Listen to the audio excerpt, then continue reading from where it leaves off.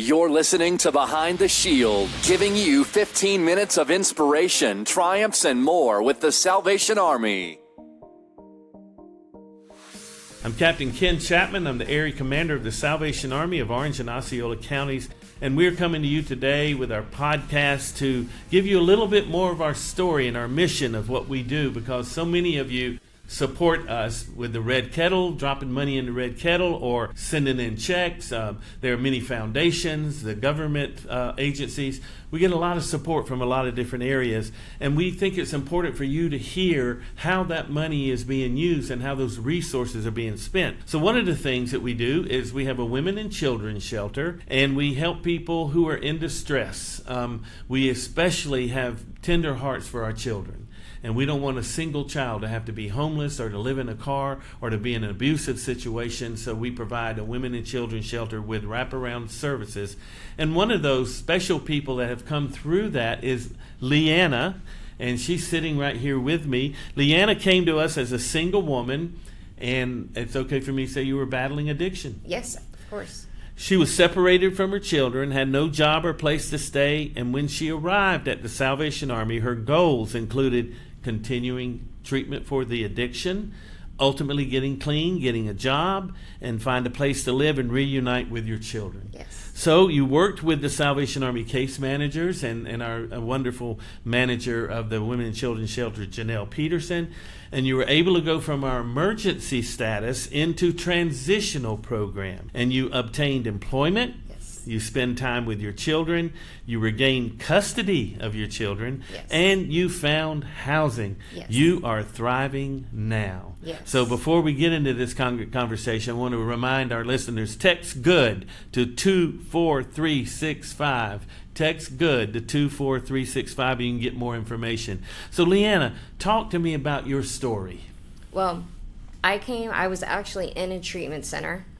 They just weren't doing it for me. I wasn't really getting any help. And I needed to see my children more, and that was a block. I needed to get a job, and that was a block. So I actually had a friend that left the treatment center and came to the Salvation Army, so that's how I knew about it.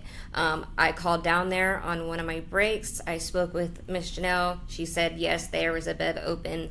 I packed my stuff and I came directly to the Salvation Army, and I came there every day in the emergency side, and I worked to get into transition. Yes. Yeah.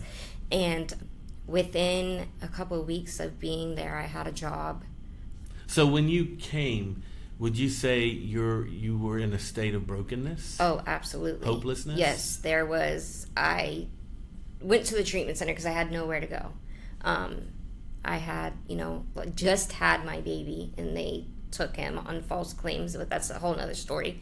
And I had nowhere to go. I'm from Brevard County, so I was out here in Orlando with not a single person to turn to. And I knew I needed help, and I couldn't do it on my own. One of the things that separates the Salvation Army from other social agencies is that we are faith-based. Yes. And we believe that the message of Jesus Christ is the real message, because that's the answer to everything, and we provide a lot of that. But we love inclusively, and we serve without discrimination. If people don't accept Jesus in our shelter, we're still going to shelter you and take care of you. But we have some great people on our staff. Absolutely. Janelle has a great heart for others, and Antoinette was probably your case manager. Yes, she was. An amazing person. Doesn't say a lot.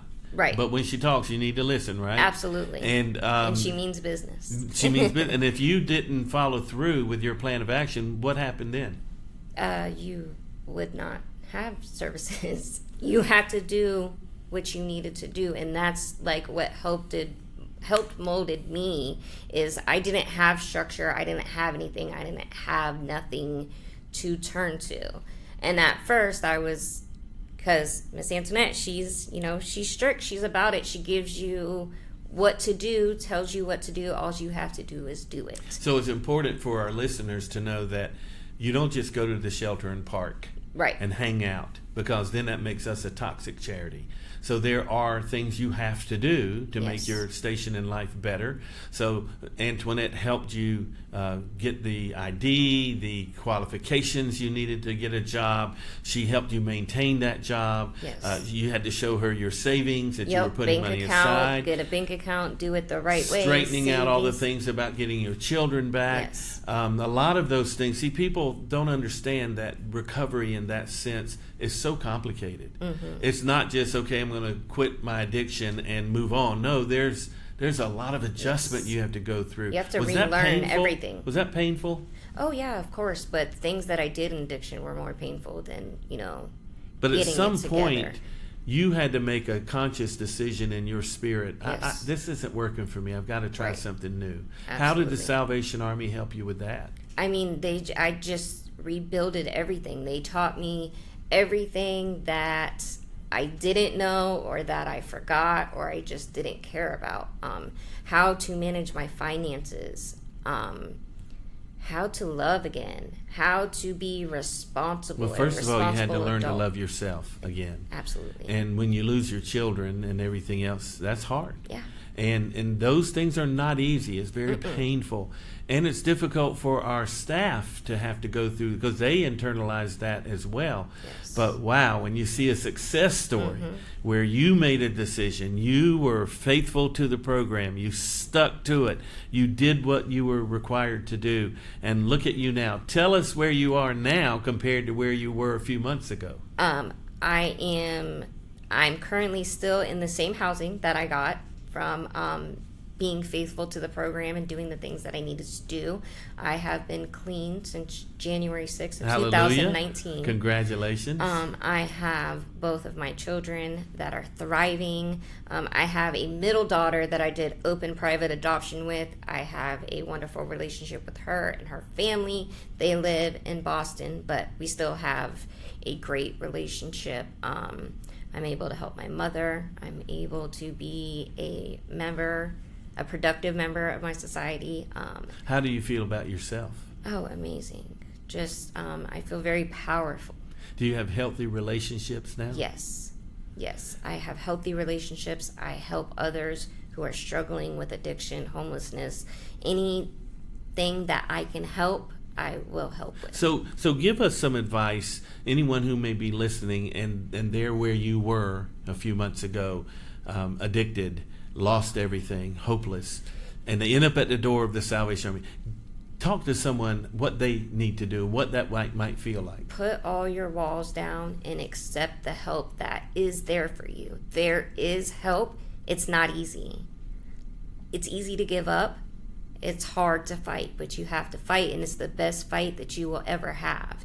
You no longer have privacy. I think that was something I kind of struggled with like the whole budget plan. And first I'm like, whoa, why does they know everything about you? Right, why does anybody need to know about my savings account or my bank account? And it kind of, felt like, I don't know, maybe somebody will feel like your privacy is at stake, but it's not. It's only to help you and build you up. Like, you can do it. You can have a beautiful life. You just have to accept the help, work the program, and accept everything that comes to you. You have to put your walls down. That is extremely wise advice, and I'm so proud of you that you've come to that position. And you could be the best mouthpiece, because what you just said is a sermon, and it gives hope to people who are wondering, wow, if she did it, maybe I can do it too. And I think that you can give a lot of inspiration and hope to others. And I understand that now that you're getting better established and things are going a much better direction, you want to give back. Yes. Talk to me about that. I'm just helping. I love to help. I love being a part of my church. Me and my children, we serve at our church. We help the homeless. I help several people from back home that are still stuck and struggling with addiction. If I can lead anybody into the right direction, like, that is what I do. I attend weekly group counseling sessions just so I can help other people. I don't think you always can learn something, but I don't go to those things for me. I go to them for other people. And that's what fuels my fire. Well, I'm 66 years old. I don't look it, do I? No, you don't. I'm 66 years old, and I keep learning more and more. And believe it or not, people like you keep teaching me about life. And I have a good testimony. The Lord's been good to me my whole life. And I've made some stupid decisions in my life. I never was in addiction, and I never had those kinds of things. But I've done a lot of other stupid things. And the Lord has delivered me in His mercy and grace. And I don't have the testimony, though, that you have. So for me to be able to talk to someone who is struggling with addiction, I know that I've been trained. I know the things to say. I know the right things to do.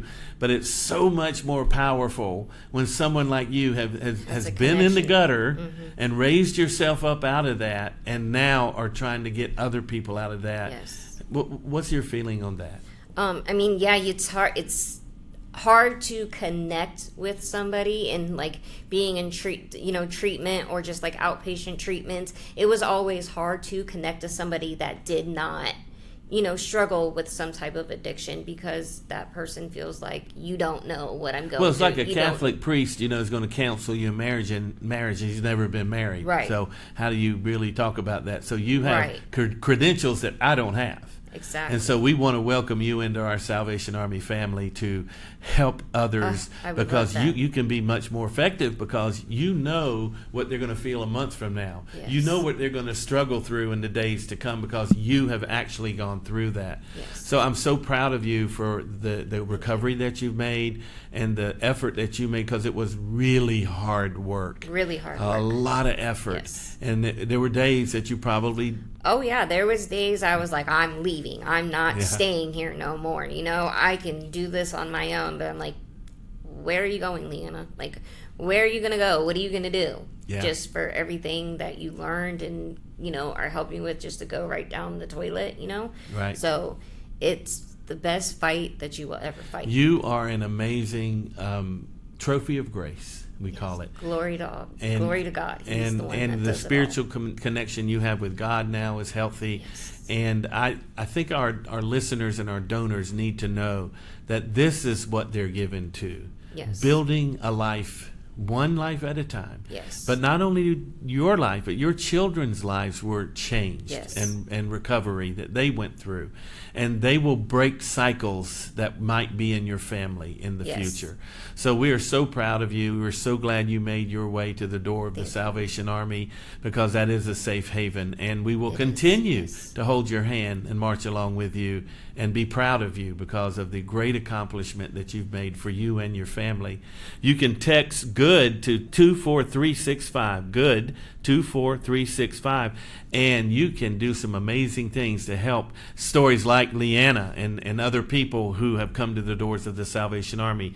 We are reopening our women's shelter in 3 months, and we need help with buying furniture, fixtures, and equipment. You can go to salvationarmyorlando.org and find out ways that you can help. You may not be able to afford to furnish a whole room, but you can buy a set of towels for someone. You can buy sheets. You can give the resources that we need. And Leanna, you and other people can come in and read to our children that are currently in the shelter, to give birthday parties and just let them know that they're not alone, that somebody loves them. Yes. So thank you. God bless you. You're an amazing trophy of grace. And can I just say one more thing? Absolutely. Just anybody, any young listeners, old listeners, if you have never tried a drug, just please, please, please, please, please do not pick it up.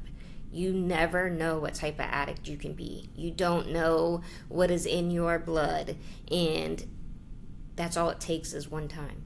Just one time in your whole life will be You've heard it from someone who's been through it. So she doesn't want you to go through what she went through. But if you get there, we're standing in the wings ready to help you. God bless you, Leanna, and your wonderful children. God's going to put His great mercy and grace on you, and you're going to have a great life going forward, the best life ever. And God bless each one of our listeners and donors who continue to give to us. Go to salvationarmyorlando.org and text GOOD to 24365. God bless you. Thank you for joining us today with the Salvation Army. Behind the Shield is powered by News 6, United Way, City of Orlando and Orange County.